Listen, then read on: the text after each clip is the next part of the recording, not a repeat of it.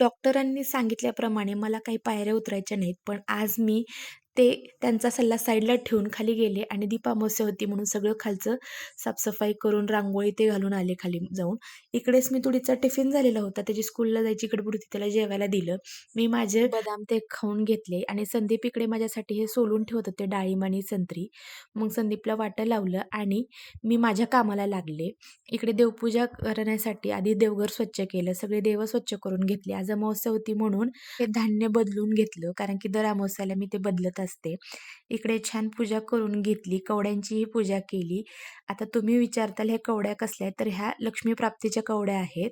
आज तुळजापूरवरून आणल्यात मी. पिवळ्या कलरच्या ज्या असतात त्या लक्ष्मी प्राप्तीच्या असतात म्हणून लक्ष्मी देवींनाही मी त्याच्यातच ठेवत असते त्यांच्या भोवती. आणि इकडे देवपूजा झाली होती, उंबरठ्याचीही पूजा करून झाली, तुळशीची पूजा करून घेतली होती.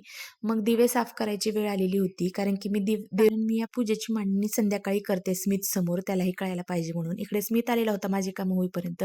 आल्याच त्याने अभ्यासाला घेतलं होतं, तो अभ्यास करत होता. मी इकडे त्याला ओवाळण्यासाठी हे कणकेचे दिवे तयार करत होते. मला काही येत नाही, फर्स्ट टाइम मी ट्राय केले. जसे असेल तसे, हसू नका, इग्नोर करा, प्रयत्न करते याला शाबासकी द्या. आणि मग मी माझं हे खाऊन घेतलं रुटीनचं 4 वाजताचं आणि मग चांगली फ्रेश झाले, घरं झाडले आणि इकडे देवाला नैवेद्य दाखवण्यासाठी हा छान छान गोडाचा शिरा करून घेतला. असं म्हणतात की लहान मुलांनाही खायला द्यावा देवासोबत, म्हणून स्मितुडीसाठीही केलेला होता आणि देवबाप्पासाठीही केलेला होता. मग इकडे गरम गरम शिरा असेल तरच स्मित खाऊन घेतो, म्हणून इकडे देवाचा नैवेद्य काढून ठेवला आणि माझ्या ह्या चिकोडीला मी शिरा निघून दिला. हा काय ह्याच्या टीव्हीमध्ये बिझी होता, कारण की आज होमवर्क करून बसलेला होता. मग मी सगळं बाकीचं काम आवरलं आणि दिवे घेऊन बसले, देवपूजा मांडायला दिव्यांची. आणि इकडे मी मांडणीही करून घेतलेली होती.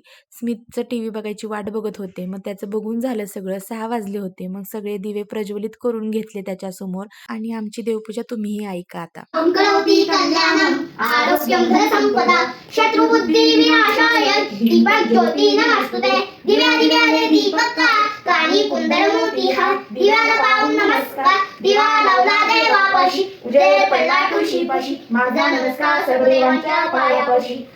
तर तुम्हाला वाटत असेल स्मितुडीचा आवाज एवढा मोठा आहे का व्हिडिओसाठी करतोय, तर खरंच त्याचा आवाज माझ्यासारखाच मोठा आहे. इकडे मी त्याचं औक्षण ते करून घेतलं हे कणकेच्या दिव्यांनी.